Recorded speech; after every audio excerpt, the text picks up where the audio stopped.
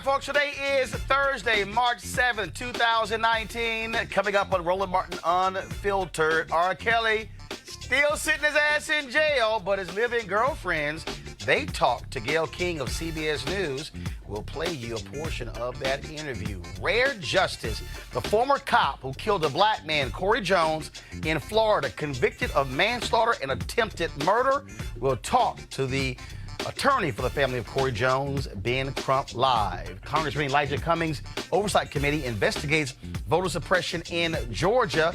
Also, Senator Cory Booker introduced a sweeping new criminal justice reform act that will reduce sentences, eliminate the disparity between crack and powder cocaine sentences, and let all formerly incarcerated people vote nationwide. Also legalizes marijuana. What do we call this? The Second Step Act? And a resolution condemning all bigotry, but not just anti-Semitism, passes the House, but some Democrats still are not happy. And Trump's new campaign message is, I will protect you. Y'all know he's talking to white folks. And also, Jesse Waters, you know that lightweight on Fox News? How is it he can't tell the difference between two black women who are television anchors? And big hat, no cattle, Sheriff David Clark, no longer welcome on Fox News. Don't have a job in the pro-Trump super PAC. Yo, what's up, Mr. Fake Metals? What you gonna do now? And also, I'll tell you about this shirt I'm wearing for St. Jude. It's time to bring the funk on Roland Martin Unfiltered. Let's go. He's got it. Whatever the biz, he's on it. Whatever it is, he's got the scoop, the fact, the find. And when it breaks, he's right on time and it's rolling. Best believe he's knowing. Putting it down from sports to news to politics. With entertainment just for kicks, he's rolling. It's on go, roll, y'all. It's Roland Martin, yeah. Rolling with Roland now. He's funk, he's fresh, he's real, the best, you know he's Roland Martin now.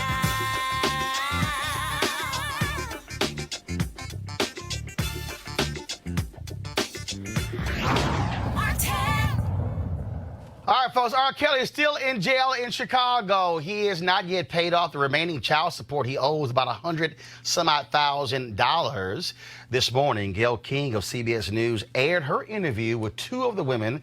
Remember, the family members have been fighting to see them. They have not talked to them in quite a very long time. Joycelyn Savage, she's 23. Asriel Clary, she's 21. Both of them live with R. Kelly. Of course, he is 52 years old now. Their families have been saying that they have been held against their will, that they are sex slaves to R. Kelly. But the two of them defended R. Kelly and attacked their parents. This clip courtesy of CBS News. This is the first time hearing, to be honest with you, that your parents are trying to get money from R. Kelly. Okay. Because your father told a very different story to me last night. Yeah, he's the manipulative. He's very manipulative, so he's the one you need to watch out for. But my dad and my mom, they started to send threats to both me and him. They said, oh, I'll put all your naked pictures all over the world. I'm going to ruin you. I'm going to ruin him. If he doesn't send $20,000 to this bank account by Monday, oh, I'm going to put everything out there and then $10,000 after that. You're trying to solicit me like I'm some hoe. I'm not. I'm your child. Exactly. Yeah, you sound very angry with your parents. You sound very angry and very pained. Tell me, Asriel, why you're crying. Tell me. I'm crying because you guys don't know the truth. You guys are believing some facade that our parents are saying. This is all lies for money. And if you can't see that, you're ignorant and you're stupid as because you want to be. All because that's the world we live in. Negativity sells. Exactly. Gossip is what sells. Rumors are what sells. Exactly. But Joycelyn and Asriel, this is more than gossip. This is more than just rumors. These are decades of allegations against Robert Kelly. We're not here to talk about decades. We're here to talk about what our parents are doing right now. Right. And what they're doing right now is all for money. Right. Neither one of you want to sing. What do you want to do in terms of a job or career? Are you happy just doing what you're doing? Honestly, I'm happy doing what I'm doing. I haven't figured out what I want to do with my life, but I know when that time comes, we know Rob is going to support us regardless. Right. Most definitely. He's our full support, and with his full support, and all we need is each other. So what are y'all doing? Gayle King reported that the parents denied Azriel Clary's allegations and that Kelly was in the room during the interview coughing very loudly to make his presence known. Our panel, Dr. Greg Carr, Chair, Department of Afro-American Studies at Howard University, Janice Mathis, Esquire, Executive Director, National Council of Negro Women, Robert Patillo, Esquire, Civil Rights Attorney. What the hell is Esquire? I'm just saying, what is that? It's a medieval title of nobility, somewhere slightly below knight and higher than just the average person. I just want to go ahead, just mess with y'all on that. It just means you got a bunch of student loans. Greg, can we call you? How about that? Greg, can we call you Esquire too? I don't even do that. I'm not the kind of doctor that can help you, juris or PhD, so I don't even go into that. All right, y'all. So let's talk about this. First of all, again, R. Kelly's still in jail, can't pay his child support. Yes, they tried to pay about $60,000, still owe about $110,000. And his people say it's going to be a week before he gets out.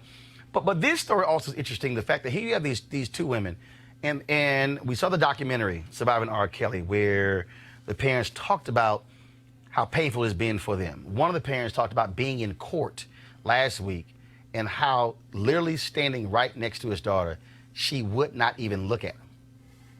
That she wouldn't even glance at him. He said it was as if she was in a trance. I don't care. You hear their allegations, which I need to see some proof saying the parents trying to get. But it has to be difficult if you are a parent and you can't even see your child. I don't care who you are. I mean, in the words of the sexual harasser in chief, the President of the United States, when you're a star, they let you do it. It's about celebrity. This is about and it's also fame. about unequal power. You got women who are not even half the age of R. Kelly. He's old enough to be their father. And he's wealthy, and he's rich, and he's influential in some circles. And so there's a vast inequity in their bargaining power. They can't see through what he's saying to them. They look at him as some kind of hero. And their parents, what do kids want to do always is rebel against their parents. The fact that their parents don't like him is enough for them to stay with him. But Jocelyn said, I mean, you know, I'll take the word lies out, but this is all for money. In other words, we're living in a society where I could absolutely believe that the parents would say that, and I could absolutely believe that those young people were in there, as you said, in that unequal power relationship, seeking power, seeking celebrity. My thing is, you know, R. Kelly is someone who is now become representative of a number of things. We got mental health issues in the black community, we got sexual abuse going on in the black community and violence, but it's in an ecosystem of celebrity when the President of the United States can be caught bragging about this kind of behavior on TV. And when he says about his own daughter that if she was of age, I would be dating her, we then turn into this spectacle day after day, this circus, and it becomes about black pathology. This is a circus. And the thing here, Patillo, for me is very simple. First of all, these women are of age. So frankly, the moment you become of age, you can do whatever the hell you want to do. The reality is R. Kelly is facing charges that he had sex with underage girls. Yeah. One of the people who they have based the charges on participated in the Surviving R. Kelly documentary, who went to his first trial to support him, and he slipped her his number at the trial. And then when he invited her to his house, she told him that she was 16 years old. That's still the issue. We can get caught up in, well, these two women, why they should be doing, why they shouldn't be doing it. The reality is, when a person is of age, and look, if it's different if it's human sex trafficking and stuff along those lines, you're being held against your will. That's right. The reality is, and I get psychologically everything, but How is it different than sex trafficking? no, because first of all, if it's sex trafficking and when somebody is literally got you handcuffed or a gun to your head, or they're actually, no. But see, here's the deal. I can't. They don't generally handcuff. Yeah, no, but here's the piece though. I can't judge somebody's mind.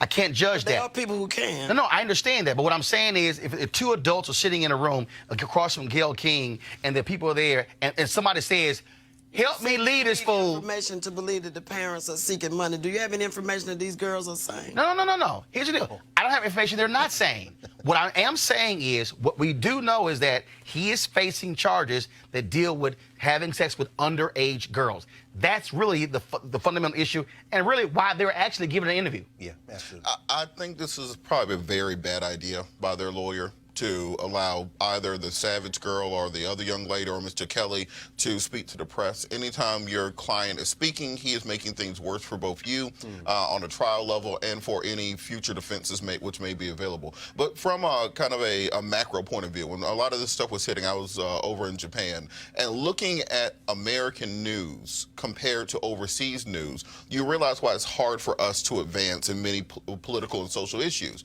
Because while the American CNN was reporting about R. Kelly and Jussie Smollett and Robert Kraft, the foreign news was talking about nuclear missiles flying over the Sea of Japan. It was talking about unrest in Venezuela, where you had people being shot on the border because of humanitarian aid. It was talking about unrest in Haiti. Oh, we are a celebrity-driven culture, which is why a reality show host is sitting in the Oval Office. Come on, brother. But I think in this particular situation, I don't follow celebrity culture that much, but getting beyond these interpersonal relationships between adults, let the judicial process work itself out. Allow Mr. Kelly to present his defense. If he's convicted, send him to jail. If not, then allow him to move on with his life. But we have bigger issues. But hold on. But to Janice's point, we do have to deal with the reality that because it is swept under the rug, the issue of human sex trafficking, the issue of grown men sleeping with underage girls is a fundamental issue, because I can take this and go, okay, move it aside, Catholic Church. Come on, brother. I can take Catholic Church and go to the Houston Chronicle expose of the Southern Baptist Convention, literally ignoring 700 or so preachers and ministers who sexually abuse people. I can go to Hollywood. That's right.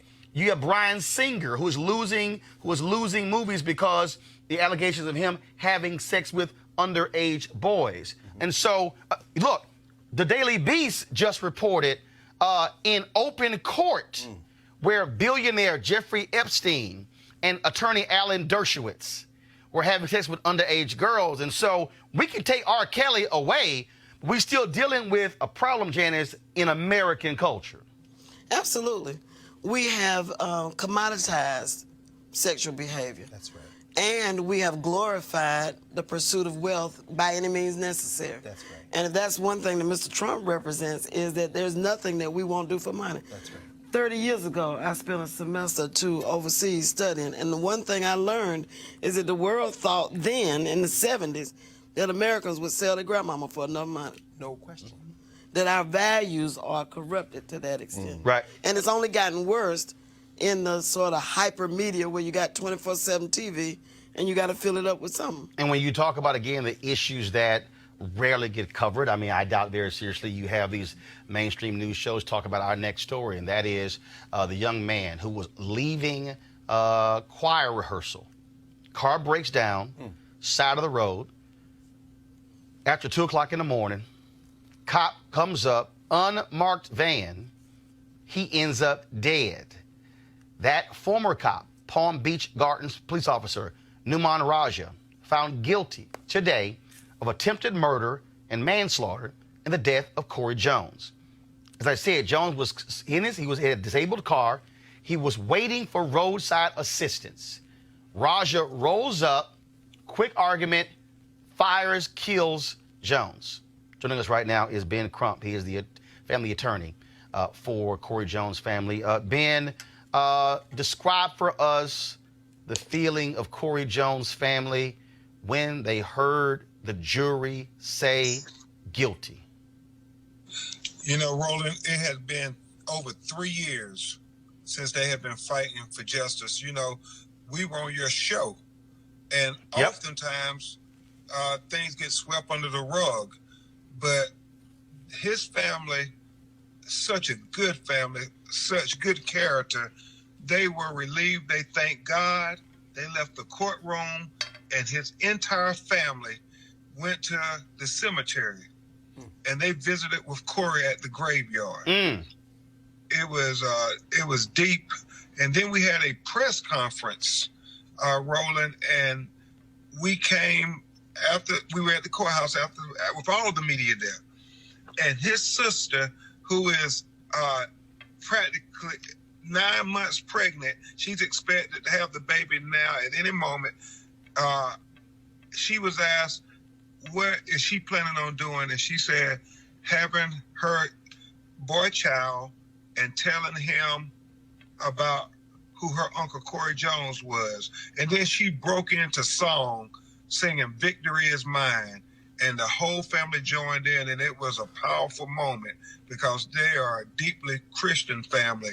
Anquan Bolden, who played in the NFL, and Cory's brother, CJ, played in the NFL for 7 years. And so when you talk about Colin Kaepernick and what we take a knee for, nothing was more emblematic than that today.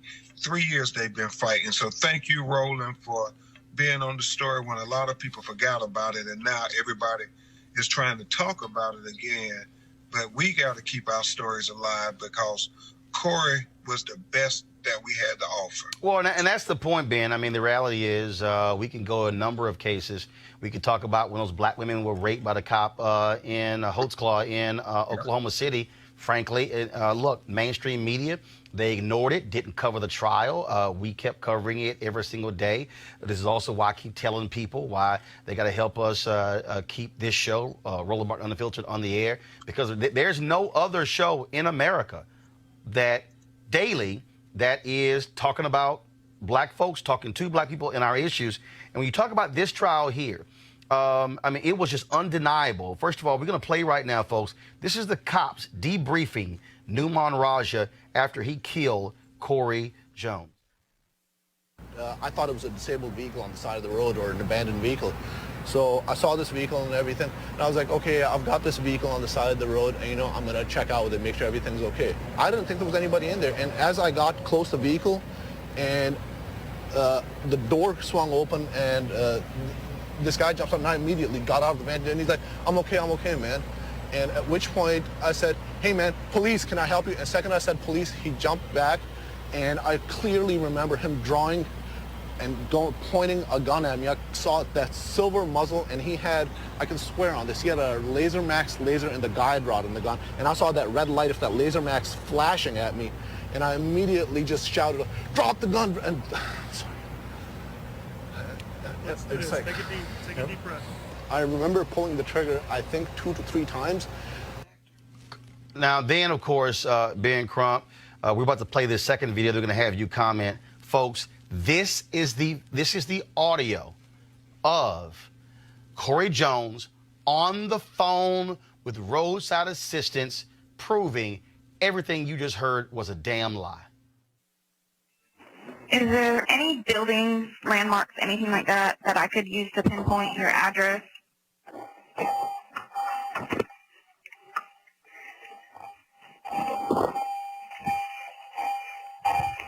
Stop. I'm good. I'm good. Yeah.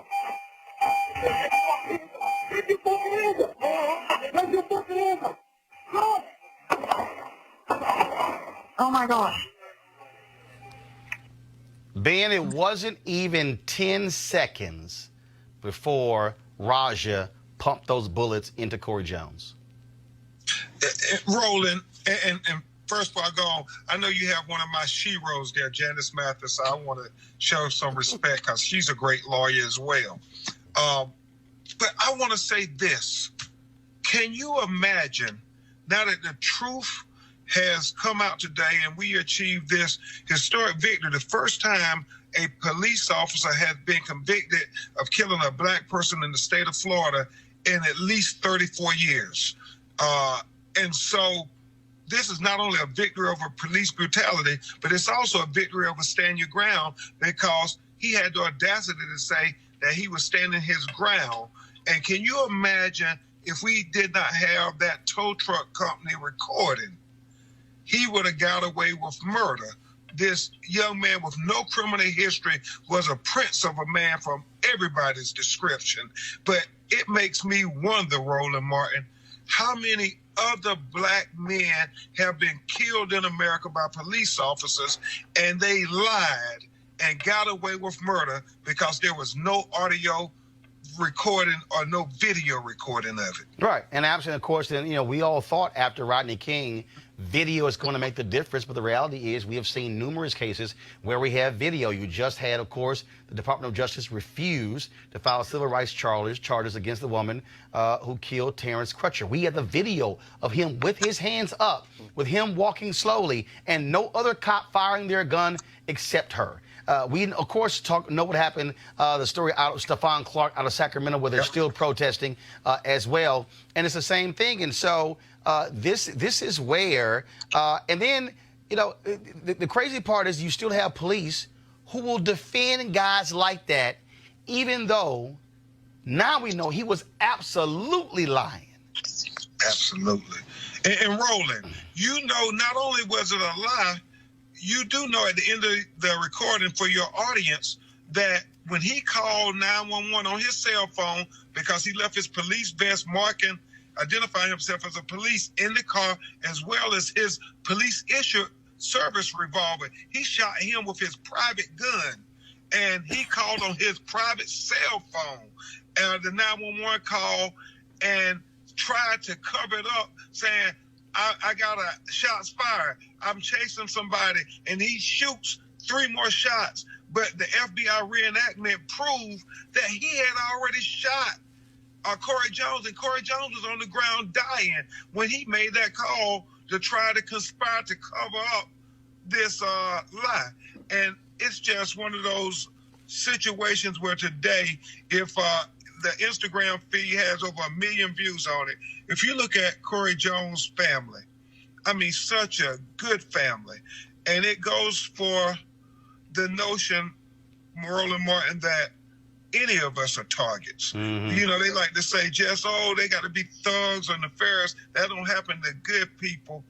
Man, Roland, Cory Jones, his softball team, little black girls and white girls were at the courthouse today, who he had helped coach softball. The children he had volunteered to learn how to beat the drums today were at the courthouse. And so when we're singing "Victory is Mine, Satan Get Thee Behind," that is who Cory Jones was. He was a good young man brought up in a Christian church. Yep. And he was the best of us, but this guy shot and killed him for no other reason, I believe, than he was black. Ben Crump, we appreciate it. Thanks a bunch. Thanks, Roland. Real quick here, go to our panel. First of all, thank goodness this jury returned a guilty verdict. I mean, it is rare to have a former cop found guilty of killing, not just anybody, but definitely killing somebody black. It's true, Roland, but I worry about this, though, brother. How our expectations have become diminished. Yep. This is not to belittle this is great, but this is not justice. This brother would be alive if there was justice. Yep. Justice would be if somebody roll up on you like that, you drop them, you blow their brains out if you have to, and you'll stand your ground. There's no justice for us. You can't bring this man back to life. Betty, what's her name? Betty Shelby yep. is working 30 miles outside of Tulsa at another place. Teaching cops. Absolutely. After the cold-blooded murder of Terrence Crutcher, and the Justice Department decided 4 or 5 days ago not to bring her up on civil rights justice. There is no justice for black women and men in this country, and this victory notwithstanding. Let's understand the importance that in this 2020 election that we as a community have to place on reforming our criminal justice system and reforming the way that we treat these cops. We have to update the civil rights laws that have been on the books since the 1960s so that they are more effective, because right now they might as well not be on the books. If someone like Betty Shelby doesn't get charged with a civil rights violation, if George Zimmerman doesn't get charged with a civil rights violation, then just take the law off the books. First of all, we have no resolution, Janice, on the cop who killed Eric Garner. Wow. That's correct. And I think this year's the 5th anniversary of his death. It is. When you talk about amending and correcting the criminal justice system, the civil justice system, you really got to look at the presumptions that are built into the law. The law is bent in favor of police use of force. That's right. The presumption is the king can do no wrong, sovereign immunity. It is most difficult. Robert and I sued the state of Georgia over Stand Your Ground when it was first, it was been a dozen years ago, almost that long. You talking about fundamental change to the way the law is structured and the suppositions that are built into it before you're going to get meaningful change. Yeah, and I love the fact that you had an FBI investigation that produced the evidence that could overcome the jury's doubt. Right. But that's like spooning out the ocean with a teaspoon. Lord have mercy. And here's the piece. Robert made the point. It's very simple. You see the reaction in Sacramento to the DA who wouldn't charge those cops. That means we have to elect new DAs. That's right. We have to connect the dots. There's a whole bunch of people out there right now who are running their damn mouths focused on those folks who are running for president. But if you ignore DAs and you ignore judges and you ignore mayors where they have city manager form of government where the city council is going to be picking the police chief, well, then you're doing a disservice. All these people who run their mouths talking about, what they care about, how they must change things, you sound like a damn fool if you say, I'm not going to vote as a result. Voting is one way of doing it. I interviewed Annie Pearl Ivory in Selma. That sister has been to jail more than 50 times.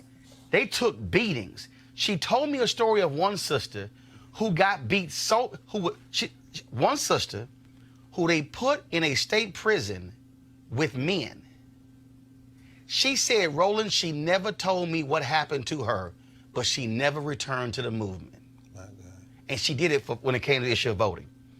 You can be outraged and upset and mad, but if you sit your ass at home on election day, then you're part of the problem. It's as simple as that. No excuses. And so you'll be able to get justice for Corey Jones and then Stephon Clark and so many others if we throw out these people and you elect folks like Krasner in Philadelphia and Wesley Bell in St. Louis and Marilyn Mosby here in Baltimore County, Aramis Ayala, who's there in Florida. That's how we're able to do it. We're going to a break right now. We'll be back on Roland Martin Unfiltered in just a moment. Hey fam, I want you to like, share, and subscribe to our YouTube channel, youtube.com/Roland S. Martin. And don't forget to turn on your notifications.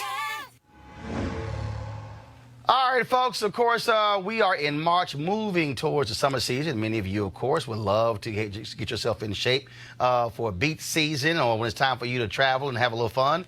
One of the ways you can get your body right is trying the D-Herbs Full Body Cleanse. That's right. If you want to remove processed food and toxic food, lose weight, and improve your overall well-being, getting you more energy, this is one way to do it. The folks at D-Herbs, a Black-owned company, they've got more than 27 different cleanses that you can try. Some 3 days, some lasting 20 days. And so you can pick which one suits your taste. Now, if you want to do that, this is what you should do. Go to dherbs.com, dherbs.com, to try one of their full body cleanses to help you get rid of that toxic buildup that's in your body. Again, dherbs.com, or you can call 1-866-4-DHERBS, 1-866-4-DHERBS. Use the promo code Roland when you go to checkout. So again, the promo code is Roland. It is all about, folks, us trying to get ourselves healthy and well. This is one way for you to do it. I've tried their cleanse 3 different occasions, and so had no issues, no problems whatsoever. The last time, lost 18 pounds, and it's a matter of changing your mindset when it comes to the issue of food. So again, go to dherbs.com or call 1-866-4-DHERBS, 1-866-4-DHERBS, and we thank the folks at D-Herbs, A.D. Dolphin, for being a partner with Roland Martin Unfiltered. Hey fam, want to check out Roland Martin Unfiltered, the blackest show on all of digital, cable, and broadcast. Check out our audio podcast. There's only one daily digital show out here that keeps it black and keep it real. It's Roland Martin Unfiltered. Press play.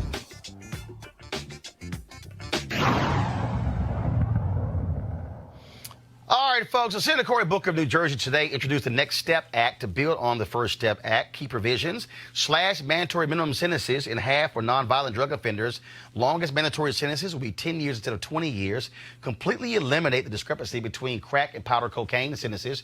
Reinstate voting rights to former felons nationwide. Legalize marijuana nationwide. Expunge criminal records for those charged with marijuana possession. And invest money into communities harmed by drugs. All right, Janice, I'm going to start with you. What do you make of this bill here? Well, I think that marijuana as a business is here to stay. It has medicinal uses. You hear a lot of jokes on the street and among some very upright citizens when marijuana was strictly illegal and we tried to make money off of it, we went to prison. And now that it is being legalized, we ought to be able to share in the profits. I have some reservations about the effect of marijuana use on a regular basis on brains that are still in formation, children. We don't do a very good job of keeping alcohol, cigarettes, or other poisons out of the hands of young people. Cigarette use is up now. Kids are vaping and using tobacco to vape with. And so I think we have to be particularly careful about guarding young folk. But apart from that, hey, it's safer than alcohol. And it's here to stay. Absolutely. Cory Booker's becoming one of my favorite senators. And I think, Democrat. yes, I think it's, he may end up being that Ted Kennedy of this generation, where he's able to work across party lines. The things that him and Tim Scott are doing together on criminal justice reform, building bipartisan coalitions. You're getting bills that they're passing, the anti-lynching legislation, the First Step Act. They're getting 60, 70, 80 votes in the Senate where people swear you can't do anything along bipartisan lines. What's helping with this legislation that Cory Booker just instituted is the fact that you got a lot of white folks in Appalachia getting locked up for drug charges. Now their population in the prison system is starting to more reflect what African Americans have been going through for the last 30 or 40 years. So I think this nature of prison reform has a great chance of actually, even if this particular bill isn't the final form, working its way through the legislative process, working its way through the House and actually being signed into law. So I think we as a community have to ensure that we are putting the pressure on those senators, people on the Judiciary Committee like Lindsey Graham, who's going to be a gatekeeper on this, people like Mitch McConnell, who has the ability to prevent us from going to a vote, and ensuring that we make this a priority in the 2020 election. It's not just swept to the side where we talk about all these other niche issues and all these other special interest issues. Let's make sure we keep the pressure, keep the heat on this. Cory might realize that he might have more power as a senator than he ever would in the White House, and might end up being in that Ted Kennedy role going forward. Yeah, I think probably Cory Booker is auditioning for the vice presidency. Well, that would be a step down. Well, just like Kamala Harris. But to your point, though, you're raising about 2020 in the election. We know that Mitch McConnell, of course, will never bring this to a vote.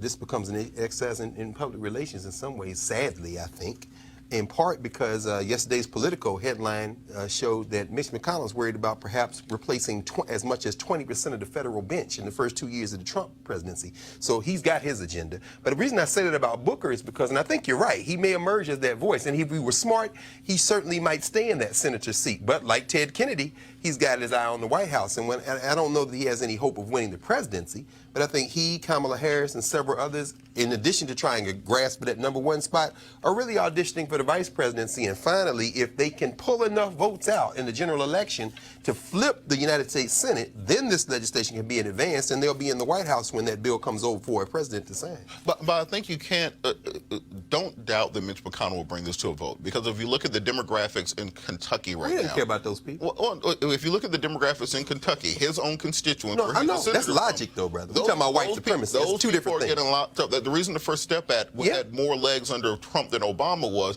because of the opioid crisis. Well, Jared Kushner is why they had more legs. Which is why, Janice, what the person who's running against Mitch McConnell should do in 2020 is, if I'm Democrats, I bring that person into the fold. Come on. Have them making the points that you're making and say, Mitch, that's right. Are you ignoring the folks here at home? One of the issues, Janice, that I've always had with how Democrats approach this is they won't go that granular. They won't say, okay, you're going to block it. So what I would do is, if I'm the Dems, I would bring some broke white folks. That's right. From Kentucky to Capitol Hill. Come on. Or if I'm Senator Cory Booker, what I will also be real gangster. Yes. I will hold a hearing. Yes. In Kentucky. That's what you do. This current wave of prison reform, like so many other issues, got started in Georgia. Mm-hmm. And it got started not because there was any sympathy for black defendants or injustice in the black community, but they would spend $1 billion a year keeping folk locked up, and it just got to be too expensive. Right. That kind of practicality is what seems to move politicians. Like, I think the whole swath. You go from Virginia all the way down to Texas, and you see the poorest people, the least well-educated, the least affluent white folk with no teeth, living in trailers. Come on. Depending on race bait, as Jesse Jackson would say, exactly, to make themselves feel superior. It is a scandal and a shame. What's the boy that was Attorney General?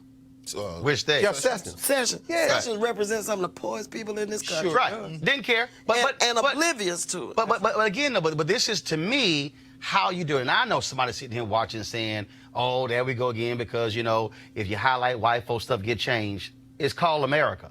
Okay? And again, at the end of the day... Well, that's what Bobby Kennedy did in Appalachia. And that's Jesse how Jackson. We got food stamps. And Jesse Jackson. Go ask Ron Walters. If Ron Walters were here, he'd be saying exactly what you're saying. Right. I mean, so, and again, so how you able... If you want to be able to have that impact, my deal is you bring some of the poorest, brokest white folks and have them telling their sob stories of their families being sent to jail for 40 years for meth, and then say, Senator, are you going to vote against this bill? Come on. Use them. And also, let's not forget, part of the reason that we have a very different response to the current drug epidemic than to when our communities were part of the drug epidemic was because our drugs came from somewhere else. Cocaine came from South America. Opium came from India and Pakistan and there. You can make meth out of stuff you find at the pharmacy. You can take Drano and some Sudafed, cold medicine, and because you can't regulate that, you can't say that, well, we're going to stop Sudafed from coming into the country. That means you have to deal with the social justice and the criminal justice ramifications of it. That's right. And that's why you get Opioids are prescribed. exactly. And right. So that's why we actually have a chance to make movement on this because these people in Kentucky, Chuck Grassley's now affected by this. Mitch McConnell's affected by this. Lindsey Graham, they're affected by this, so they have to they can't just give it lip service. There you go. Now the white folks have fallen out. Now they are concerned. Okay, so guess what? That's where you use those same fallen out white folks to advance legislation as also is going to impact black folks. I got to ask y'all about this here, of course. Today, Democrats finally approved this resolution in the United States House dealing with the issue of condemning anti-Semitism. It's been drama all week because there's a lot of pushback among African Americans and the folks in the CBC, House freshmen as well, because they want to initially target Congresswoman Ilhan Omar because of her criticism of Israel. Well, then Democrats said, no, y'all better go ahead and expand that sucker.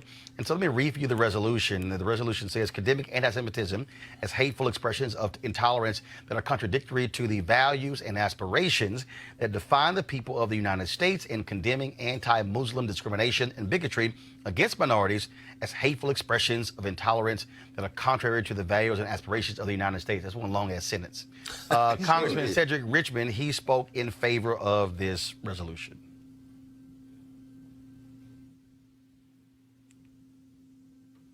Okay. All right, folks. Now, the resolution did not name Ilhan Omar, but it did cite the dual loyalty anti-Semitic trope, now which condemns all forms of bigotry. Now, again, passed the House today. All Dems voted for it.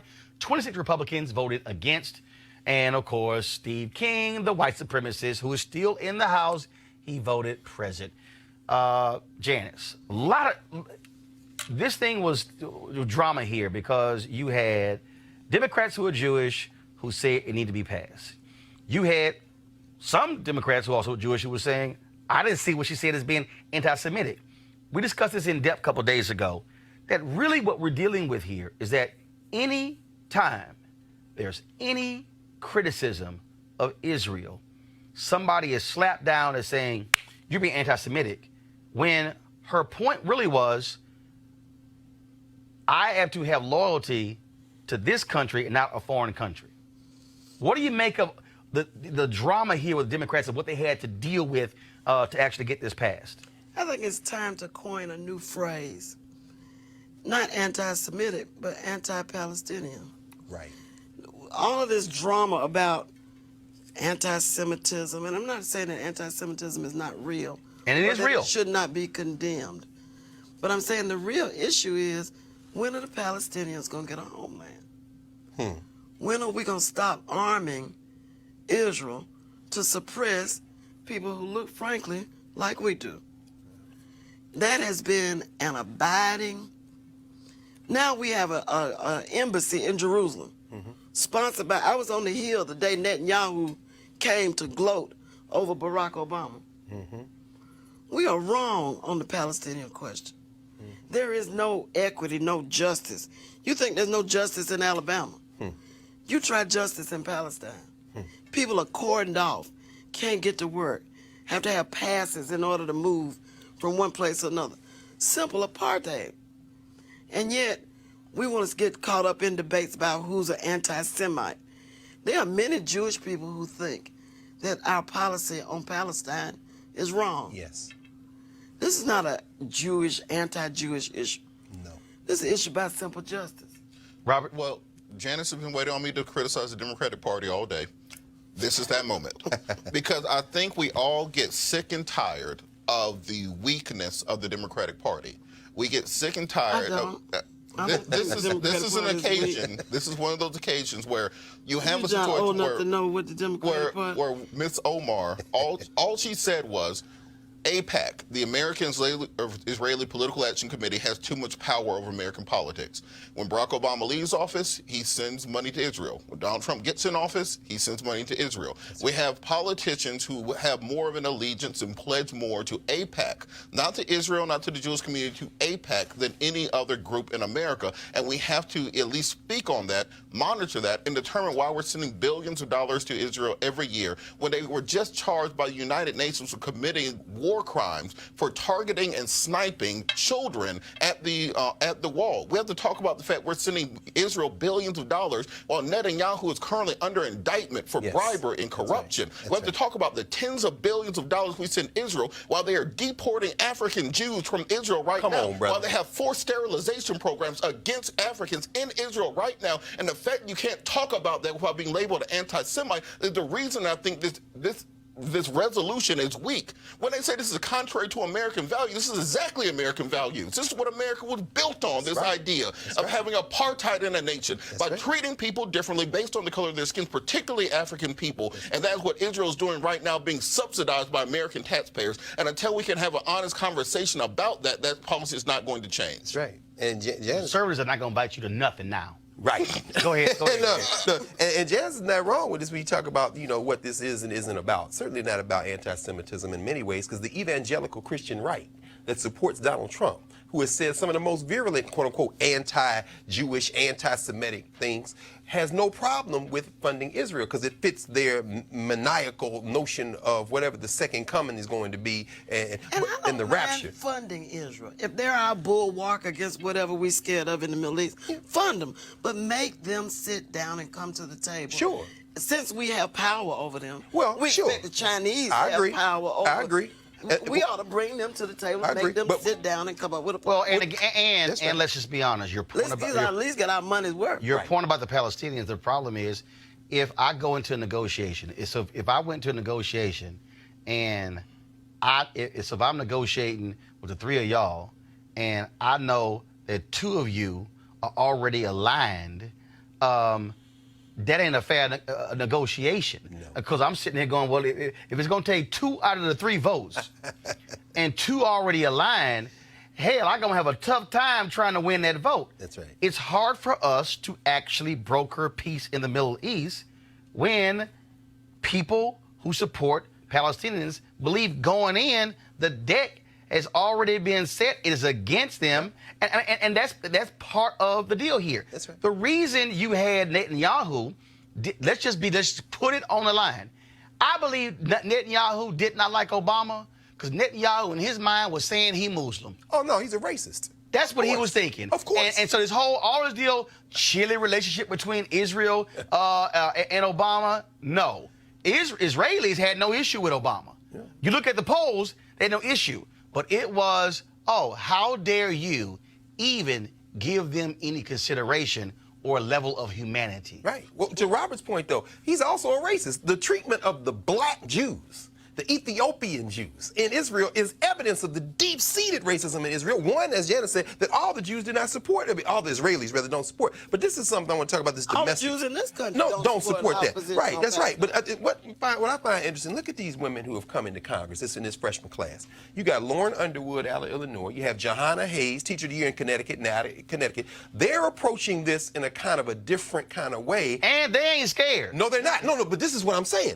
I believe these sisters are coordinating in a lot of ways, because you have on the other side. Oh, they are. AOC, Afro-Latina, I call her, out of New York. And then you have the two Muslims, to your point. Rashida Tlaib out of John Conyers seat in Michigan, and this young Somali sister out of Minnesota. Right. When they come for them, what they don't understand Precisely. is there's one way to understand this. This resolution today could be read as a victory. Before those sisters came into Congress with this new wave, they wouldn't even brought this conversation up. They have moved the needle. And what happened was the Dems thought we were going to move on this. Right. Because the Democrats' deal is, okay, let's take this criticism away from the Republicans. We're going to move on. They were like, oh, no, hold up. Because this is also where, for the folks who are critical, the power of the Congressional Black Caucus. No question. By having 55 members, the largest caucus, you can't do jack without the CBC. And when Nancy Pelosi put this in, according to Politico, Johanna Hayes stood up and said, I'm not voting on something I haven't even read. That's right. Then they had to deal with the other CBC members and Ayanna Pressley from Massachusetts. Yes. And all of a sudden, it was so much hell in the room from black folks, Nancy Hale actually walked out of the room. But again, though. And think about what Nancy's problem is. Nancy's got a very fractious party that she's trying to hold together. Yep. She got 3 or 4 different factions of that party. Right. She's trying to get them to 2020 without them cannibalizing each other. But the CBC point is important, because guess who's got to keep them in line? Hakeem Jeffries. The black folks are sticking together. Let's also not forget that Netanyahu has been in power in Israel on and off for about 25 years. That's true. Longer than Putin has been in power on and off in Russia. Netanyahu's been in power. We either address this or we don't, but we cannot continue just to kowtow to foreign government. All right, so I saw this. There was an article today in Landon.com by Ron Brownstein called Trump Settles on His Re-Election Message. This is what he said: I'll protect you is the new I alone can fix it. His basic point is that his base is under siege from Democrats, liberals, elites, city people, college graduates, women. Base really means white people, older white people, white evangelicals, white men. So when you talk about who is he protecting them from, we know exactly what he is saying. What do y'all make of, I'm going to protect y'all from them? There's a deeply anti-majoritarian strain in that message. I'm going to protect you from the majority of Americans. Yeah. I'm going to protect you from your fellow Americans who make up what we used to say was how you make policy, was having the majority of the people on your side. Well, I like it. I like it. You like it? I do. I like it a lot. I like it because it's going to push us one step closer to finally finding out whether this experiment is going to work or not. This man has dropped all pretenses. He's dropped his mask, and now we're going to have to decide. And those poor white people that you all named off country by country, they're going to have to choose your race or your life. Because that's what it's going to come to. And white women. They don't choose whiteness. Oh, I agree. They will. But this So is many of also them will. Yeah. Trump won 53% of white women. You're right. The question, Robert, is will those white women choose their whiteness, again electing him? That's right. Donald Trump will get 60+% of the white female vote this election. You think he's going to get more? Guaranteed. Because you think he's going to get 7% more? At least 7% more. The reason is he has been crafting this message through policy since he walked in the door. He has. The Muslim ban was about this. The build the wall by any means necessary was about this. The Stephen Miller being in the White House is about this. Absolutely. The assaults on life that you're seeing in New York and Virginia, he's going to use that as part of his campaign messaging. This is what he's running on. This goes back to the 1968. Nixon. This goes and back. his 72 re-election. Yeah, Kevin Phillips. 72, the re-election. Right. This goes to Reagan and 80 and 84. There's this idea of the nation being overran by foreigners and others protecting white womanhood. You can take this back to Jess Johnson. Birth of that the is nation, what this is boy. about. That's right. And this is why he's going to get 60+% of the white female vote, which is why Democrats have to have a message, which is just assuming, regardless of what they tell you, they'll wear their I'm with her shirt while they go vote for Trump. So regardless of what they say to you, what they do at the rally, what they look at, have have a backup plan in case they don't show up. So, Janice, how do Democrats counter that? What do they say to those white women? Well, one of the things that I don't know what you say to white women. Other than follow me. Exactly. That's what you should say. You know, Miss Daisy sat in the back seat. She never sat in the front. No. And she told everybody which way to go. It's time for black women to sit in the back seat and tell everybody which way to go, because we the only folk that didn't get fooled by Donald Trump. But now what I think we do is there's some experiments going on. Go ahead. Experiments going on with lowering the voting age. Diana Presley. You can get married at 16. You can have sex at 16 without permission from your parents. You can get a job at 16. You can get a driver's license at 16. You can drop out of school at 16. You ought to be able to vote at 16. That would temporarily solve our demographic problem. But you see what McConnell did, and they asked him, why won't you put this House bill on it? Oh, no, because I get to choose. The back of Mitch McConnell, the political back of Mitch McConnell, must be broken before any of this. And the place to do it is in Kentucky. I agree. There you go. With that strategy Roland said. All right, folks. An unidentified young black girl body was found in a duffel bag in Hacienda Heights, a suburb in Los Angeles County yesterday. This is a photo of her. L.A. County Sheriff Department believes that she was left there at some point Sunday evening. She's believed to be between the ages of 8 and 13 years old. Investigators say there were no signs of trauma found on her body. Anyone with information pertaining to the case is encouraged to contact Los Angeles County Sheriff's Department at 323-890-5500, 323-890-5500. If you want to remain anonymous, you are encouraged to contact Crime Stoppers at 800-222-TIPS, 800-222-TIPS. All right, folks, going to a break. When we come back, I got something to say about Sheriff Clark. This is Roland Martin Unfiltered. Go around.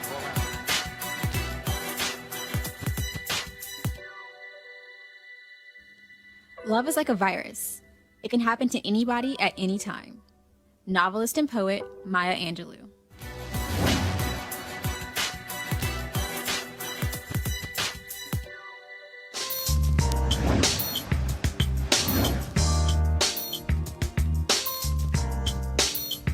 All right, y'all. HBCU Giving Day. Our school is Lawson State Community College, founded in 1949, located in Birmingham, Alabama. Notable graduates include Johnny High, Mikhail Gladness, and Cody Clark. You can go to lawsonstate.edu, lawsonstate.edu to support them. All right, folks, calling all HBCU alumni, students, and leaders, enter the Ford Motor Company HBCU Mobility Challenge and win $25,000 for your school. Building on their long-term support of HBCUs, Ford is looking to improve mobility in HBCU communities through innovative solutions. The winning program will receive a grant up to $25,000 to implement their proposal. The deadline to apply is March 31st, 2019. Go to this site, FGB.Life, FGB.Life, for more information and to apply. Ford goes further in our community, and we thank them for being a partner here at Roland Martin Unfiltered. All right, folks. So let's go ahead and talk about crazy white folks. Okay, well, actually, no, we're going to talk about crazy white folks. Okay, so Jesse Waters is one of them, works at Fox News. He cannot tell the difference between two black women. They were talking the other day about Gayle King's interview with R. Kelly. This fool said this. I agree. Hats off to Gayle King for totally redeeming herself after the Smollett fiasco. Jedediah, you know... That was not Gayle King. Oh, I knew that.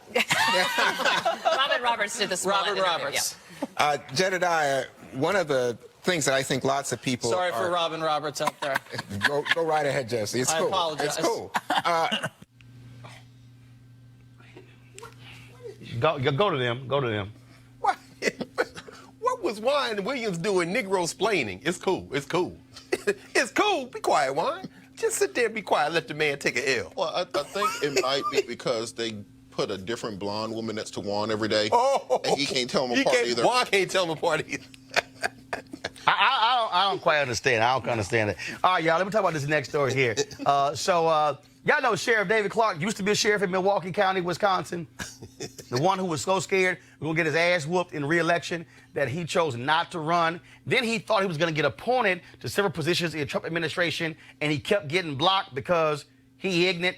The same one with them fake-ass medals he's always wearing on his shirt. You know, probably, remember the scene from I'm Gonna Get You, Sucker? I won this one for typing. Yep. I won this one for shorthand, and that's Sheriff David Clark. Well, here's the deal. The Daily Beast is reporting that he ain't been on Fox News in like a year. An insider said his comments kept getting so crazy, they finally said, yo, that's it. Let me explain something, y'all.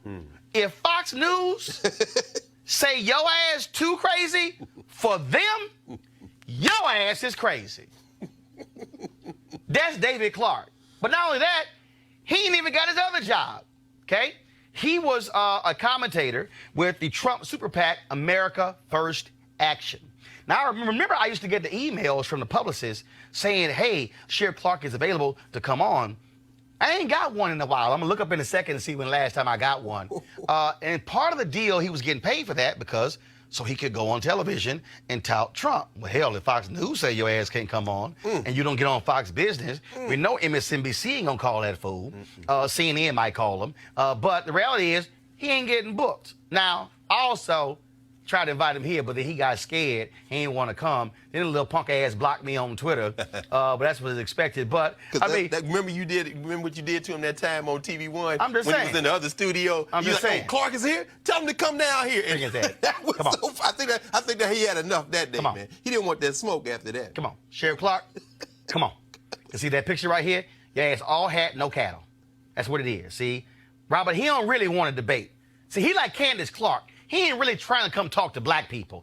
He really wants to be a black person talking to white people about black people, but they don't want to come talk to black people. Well, I think this is a perfect example of what I call the sizzle nature of political commentary now, which is that instead of having people who are competent, educated, experienced political strategist or analyst on, they'll find somebody they met off YouTube. Like, oh, that person has 2 million views on YouTube, so they clearly can come talk about politics. You look it up, they have like an associate's degree in art or something, and that's your political commentators. Now, we have to get back to having fact-based discussions, less based on sizzle and headlines, not based on getting social media views or going viral, but really deeply discussing issues in the African-American community and in America at large, where we're going to have a productive dialogue. Because, like I said, when you're looking at American news from overseas, we look like this is a nation in decline that's just about to collapse any day. Like and real simple, get things better. And Greg, for me, real simple. And I keep saying that I ain't afraid to debate nobody. Nobody. But there's nothing worse to me than these crazy Negroes who go on these shows who trash black people and they don't want to come talk to black people. So for like that little boy, C.J. Pearson, okay? White conservatives love him. So he's had to tweet me today. I said, oh, the little child is back. All these white folks tweet me, oh, you got mad. He like, you got fired from CNN. Lied, didn't get fired from CNN, little boy lying. But this is the joke. Oh, they loved him because he was conservative. He was supporting Ted Cruz in the election. Then a few weeks later, he renounced his conservatism. Then 2 weeks later, he's supporting Bernie Sanders. Then he's supporting Trump. And they're like, oh, you ain't going to debate him. First of all, I ain't going to debate no little child. Right. Grown folks don't talk to children. That's the point. But here's the other deal. Yes, sir. If I do bring his little ass on and destroy him, they're going to say, you picking on a little child. That's right. You can't have it both ways. Look, man. Let me tell you something, C.J. Pearson. I'm going to tell you what my mama and daddy told me, my grandparents told me. When your little ass want to start running your mouth and getting grown folks' business, when you come to grown folks' business, you're going to get treated like a grown-up. That's true. Now, when you get your ass whooped, don't start whining like you a kid, because my grandfather was like, look, you brought your ass in this conversation, you're going to treat like a doggone adult, which is why I know how to debate, because when I got in, I held my own, Greg. Of course. But don't come here like a little kid and then want to cry some tears, oh, I'm a kid. Shut your damn mouth until you get grown. That's right. Well, you understand the game, Roland. I mean, as Michael Joseph Jackson said in The Wiz, you can't win, you can't get even, and you can't get out of the game. Meaning what? I mean, Robert, your point was very important. Sizzle.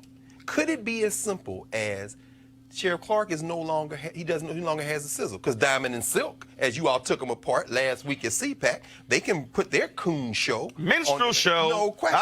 Coon not. Oh, I'm sorry. You're right. Coon is a bad word on the Roland Martin space. That's right. No racial slurs. You're right. Minstrel show. You're absolutely right. The minstrel show. They can put their minstrel show. Y'all gonna get banned. No, I don't want to get banned, brother. That's right. I definitely don't want to get banned. Let me retract and say minstrel show. Absolutely right. In that context, though, to your point, Robert, They just don't. He doesn't have the sizzle anymore. There was That's a it. time when he could come and flex his muscles. But Don't mean nothing. Final comment before I go to my last thing. But on the CJ point, I think this is important to have young people involved in the political system. So let's put together a panel discussion with him and other people his age where they can discuss political issues going forward. Right. And maybe somebody can become enlightened by it. They can talk to each other. My point is, when you come on this show, yes, this is grown-ass people show. That's what this is. This ain't for children. I've had children on talking about children's stuff. Yeah. But what I'm saying is so, because when he goes sideways, I'm going to jack him. Then they're going to be crying, you beating up on a kid. So, CJ, when your ass turn 18, then you can bring it. All right, y'all. I'm proud to wear this shirt right now. Hashtag this shirt saves lives. And it supports kids fighting cancer for St. Jude. My wife and I are 2 national ambassadors for St. Jude. And so we fully support them in what they do. And so they sent me this shirt. And Alicia, let me tell y'all something right now. So Alicia, I want to get this right. Because Alicia sent me this text. Alicia Matthews with St. Jude been bugging the hell out of me all week to take a photo with this shirt. I said, look, I'm going to wear the doggone shirt on the air. You'll get for the whole hour. Everybody going to see it. It's going to be on clips and everything like that. And so, again, we want y'all to join me in the movement and get your shirt as well. This shirt, saveslives.org. Right here. This shirt, saveslives.org. St. Jude, we're supporters of St. Jude because, again, every dollar that they raise goes to children who have cancer, and upwards of 40% of the kids who they treat with cancer are African American. St. Jude was the first hospital to come up with a cure for sickle cell anemia. It also was the first hospital in the South that actually admitted black folks as well. So they're located in Memphis. They do a great job. We've been huge supporters of them. Last year, we thank all of you. We had a matching program on Facebook when I played in their FedEx St. Jude Golf Classic. We raised more money than any other celebrity who was playing in the golf tournament. We exceeded $20,000. That was also matched by the folks at Facebook. And so, again, we want y'all to support this as well. And so, again, the hashtag is This Shirt Saves Lives. So this is the shirt right here. So go to the website, thisshirtsaveslives.org. And so thank you to Alicia. I told you I was going to wear it. Here you go. And all the folks at St. Jude, and to all those parents of kids with cancer at St. Jude's, look, we're praying for you, and we appreciate this hospital. Folks, they pay every single dime. Those parents don't have to pay for anything.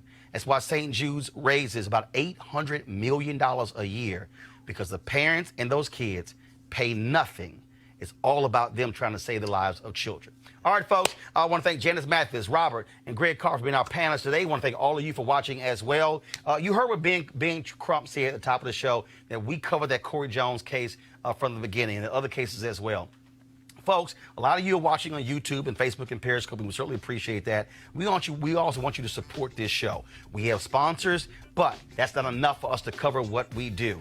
We're right now looking at traveling around the country this month in April and May, covering stories, doing town halls and things along those lines to bring you a perspective you're not going to see on the other cable networks and the broadcast networks. Matter of fact, the panelists you see on this show, you're not going to see on the other networks. Most of them limit us to black stuff. We talk about many issues, how it pertains to black folks. That's the difference. So I want you to go to RolandMartinUnfiltered.com, join our Bring the Funk fan club to participate. You can also look at all our previous interviews and one-on-one interviews and previous shows on our YouTube channel. We want you also to subscribe to it. We launched this show in September. We had 170,000 YouTube subscribers.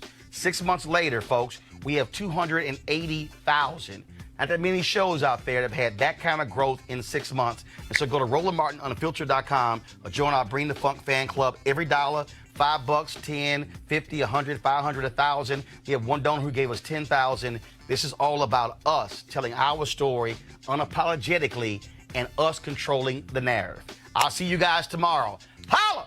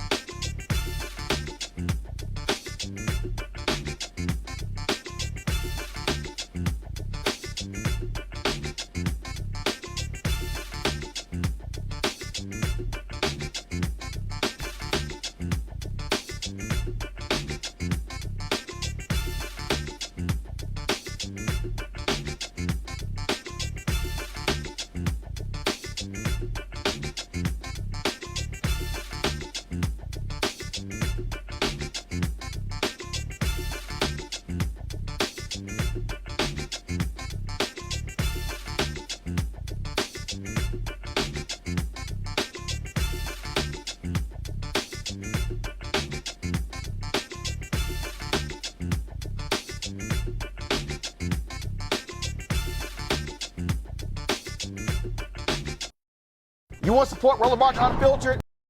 Be sure to join our Bring the Funk fan club. Every dollar that you give to us supports our daily digital show. There's only one daily digital show out here that keeps it black and keep it real as Roland Martin Unfiltered. Support the Roland Martin Unfiltered daily digital show by going to RolandMartinUnfiltered.com. Our goal is to get 20,000 of our fans contributing $50 each for the whole year. You can make this possible. RolandMartinUnfiltered.com. Hey fam, want to check out Roland Martin Unfiltered, the blackest show on all of digital, cable, and broadcast. Check out our audio podcast. There's only one daily digital show out here that keeps it black and keep it real as Roland Martin Unfiltered. Press play. You want to check out Roland Martin Unfiltered? YouTube.com/Roland S. Martin. And subscribe to our YouTube channel. There's only one daily digital show out here that keeps it black and keep it real. It's Roland Martin Unfiltered. See that name right there? Roland Martin Unfiltered. Like, share, and subscribe to our YouTube channel. That's YouTube.com/Roland S. Martin. And don't forget to turn on your notifications so when we go live, you'll know it.